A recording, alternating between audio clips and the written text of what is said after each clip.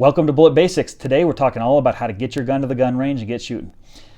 To get started though, I did want to talk about, because obviously these videos are geared toward, that's why it's Bullet Basics, these videos are geared toward people who are learning about guns and getting comfortable with guns and getting into guns. Obviously there's going to be some more advanced stuff as well, but specifically it's for people that are getting into guns, and this is a question obviously asked by people who've never been to a range before or never owned a gun and brought it to the range before. And so that's exactly what we want to talk about.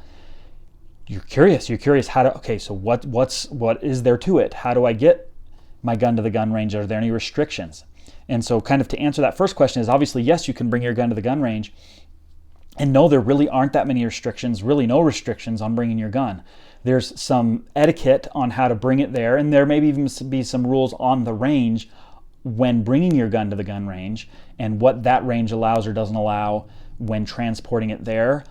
But as far as restrictions on, are you gonna have to check the gun in? Are you gonna have to do anything like that? There really aren't any restrictions like that. You usually will sign a waiver, you will pay whatever fees are associated, and then you're on the range and you're shooting. However, obviously there's a couple of things you can't, here, I have a gun here. So you typically can't just take your gun and walk onto the range, and that's kind of more obvious, or at least the more intuitive than some of the other things. And so that's one thing you want to remember, is you don't want to just grab your gun, grab your ammo, and walk to the range. Usually, at very, very, very least, you want to have it in a holster of some sort, but even that for a lot of ranges isn't enough. So what you're going to want to be doing usually is have a case, some sort of case. Specifically, I'll show you the ones that I use on for my handguns and then my rifles. So let me back up here. So this right here is, there's nothing special about this case. I don't even remember what the brand of this case is, but as you can see, there's pockets on the outsides everywhere, extra magazines, earplugs, extra batteries if you needed them, all kinds of other stuff can go in these extra pockets. And then in this bigger pocket here on the top, it opens up. Oops, I just zipped it.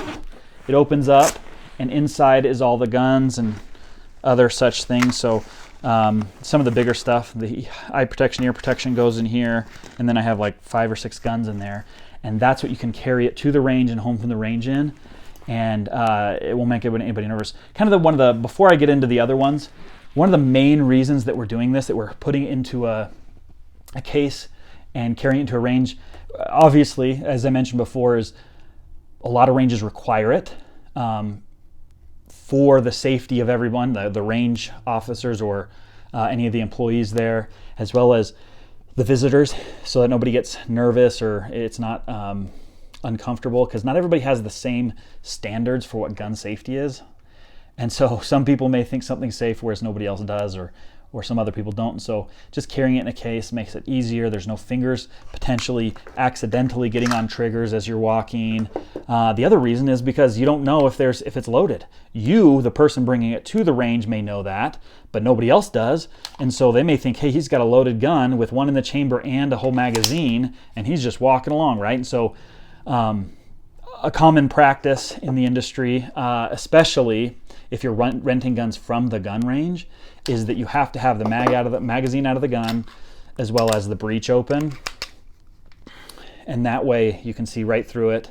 You can see that there's nothing in the chamber, and so that's a good practice to have, is to just keep the breech open and not a magazine in the gun, and then that way there's no confusion.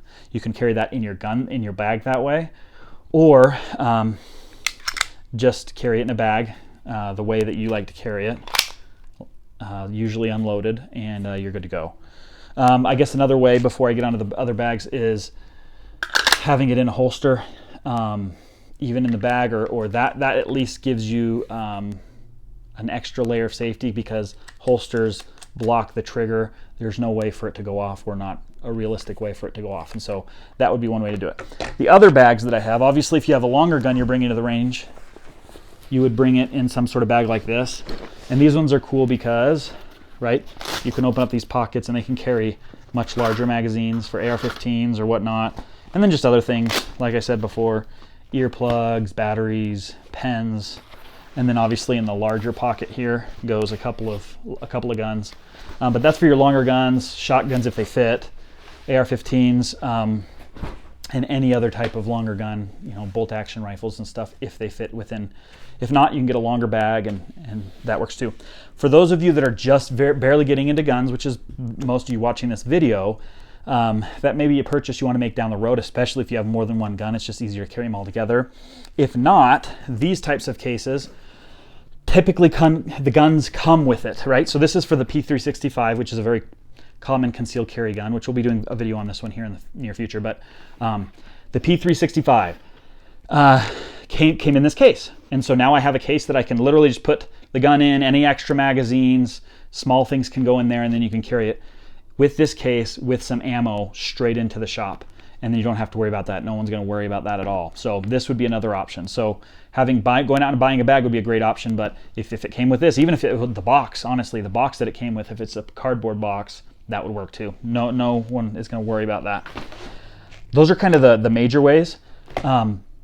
There are a lot more videos on the way, specifically having to do with gun safety and other things like that, reviews on guns. So make sure to stay tuned and look for those videos. We have, guys, when do we have the marketing? We have a marketing team starting, and specifically a marketing manager that have some words and just different things in the videos.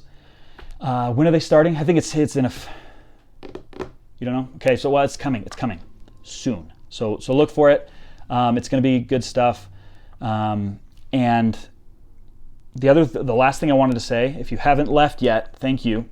Make sure to watch videos all the way through, not just mine, but any gun videos, because how the YouTube algorithm works off of view time and liking. So like, subscribe, view videos all the way through. Let's show YouTube that we deserve to be on YouTube and that we shouldn't be kicked off, because there's a huge market that is watching and lucrative to YouTube. So make sure to do that. If you have any questions, leave them down below. Like I said, subscribe, like, we really appreciate that, and we'll see you next time.